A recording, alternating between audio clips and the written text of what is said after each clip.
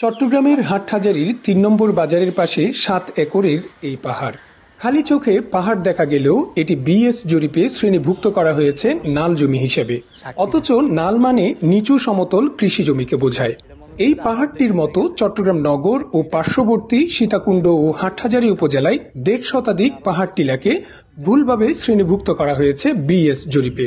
এসব পাহাড় টিলার জমির পরিমাণ প্রায় ১,৪০০ একর। আমার পেছনে যে পাহাড়টি দেখা যাচ্ছে এটি স্থানীয়ভাবে মহিষামুড়া নামে পরিচিত। এটির আয়তন প্রায় ১১২ একরের বেশি এবং আমরা এখানে দেখতে পাচ্ছি যে খালি চোখে বিশাল একটা পাহাড়। এটার উচ্চতা কোথাও প্রায় ১০০ ফুটের কাছাকাছি।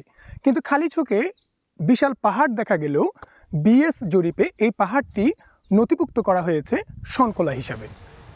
জরিপে ভুলভাবে শ্রেণীভুক্ত করার সুযোগ নিয়ে অনেকে পাহাড় কেটে বসতি সহ নানা স্থাপনা নির্মাণ করছেন। এই মুহূর্তে আমি আছি চট্টগ্রাম নগরের পশ্চিম খুলশী এলাকার রূপসী পাহাড়ে। এই পাহাড়টি অবস্থিত পূর্ব নাসিরাবাদ মৌজায়। তবে এটি বাস্তবে পাহাড় হলেও এটি কিন্তু শ্রেণীভুক্ত করা হয়েছে শনখোলা নামে। আমরা এখানে দেখতে পাচ্ছি যে পাহাড়কে সবজি চাষের নামে ধাপে ধাপে দীর্ঘদিন ধরে কেটে ফেলা হয়েছে।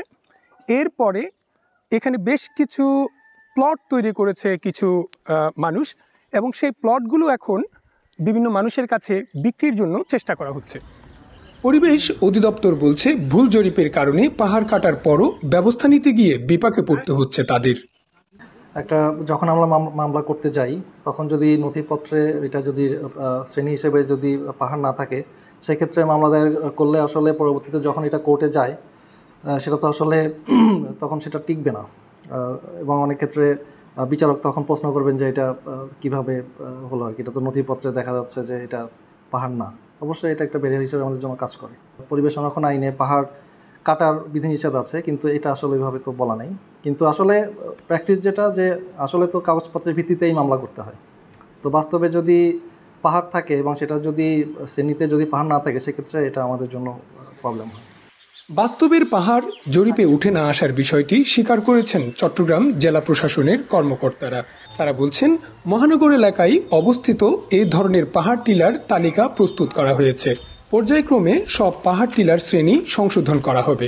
সর্বশেষ জরিপ যেটা বিএস জরিপ, সেই বিএস জরিপ নিয়ে আমরা কাজ করে থাকি।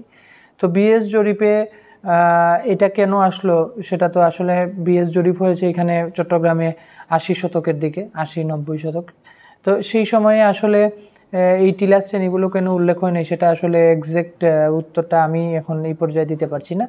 তবে আমরা যখন থেকে ইনস্ট্রাকশন পেয়েছি যে বাস্তব ভিত্তিক শ্রেণী অনুযায়ী আমরা যে কার্যক্রম গ্রহণ করতে হবে সে সময় থেকেই আমরা যেগুলো বাস্তবে টিলা রয়েছে সেগুলোর কার্যক্রম নিয়েছি। আমরা এই খতিয়ান যাদের নামে আছে সেরকম তালিকাও আমরা প্রণয়ন করেছি। সেই তালিকাও কিন্তু আমরা অলরেডি পরিবেশ ও বন মন্ত্রণালয়ে প্রেরণ করেছি। ৩২৬ পেজ আমার যদ্দূর মনে পড়ে একটা বড় ফাইল আমরা মন্ত্রণালয়ে প্রেরণ করেছি। অনুমোদন সাপেক্ষে পরবর্তী আমরা কার্যক্রম নেব। ঠিকভাবে শ্রেণীভুক্ত করা না হলে পাহাড় টিলা ভূমিদস্যুদের কবলে পড়ে হারিয়ে যেতে পারে বলে অভিমত পরিবেশ কর্মী ও গবেষকদের। পাহাড় নিয়ে আলাদা জরিপ করা প্রয়োজন বলে অভিমত দিয়েছেন তারা। এই পাহাড়ের সাথে মানুষের জীবন জীবিকা, প্রকৃতির যে প্রাণীকুল আছে সেগুলোর খুব বড় রকমের সম্পর্ক আছে। এই পাহাড় এর সাথে আমরা পাহাড়কে যদি আমরা কেটে ফেলি, একটা চেনের কথা বলি, ফুড চেনের কথা বলি, সেই ফুড চেন নষ্ট হবে। এবং এই জন্য পাহাড়ে যে গাছপালাগুলো আছে, পাহাড়ে যে প্রাণীকুল আছে, পাহাড়ে যে ছোট জীবন আছে সেই জীবন নষ্ট হবে এবং পাহাড় কাটলে টোটাল সাইকেলটা নষ্ট হবে। চট্টগ্রাম ছাড়াও কক্সবাজার, পার্বত্য চট্টগ্রামের ৩ জেলা এবং সিলেটে অনেক পাহাড় টিলা ভিন্ন শ্রেণীতে নথিভুক্ত করা হয়েছে।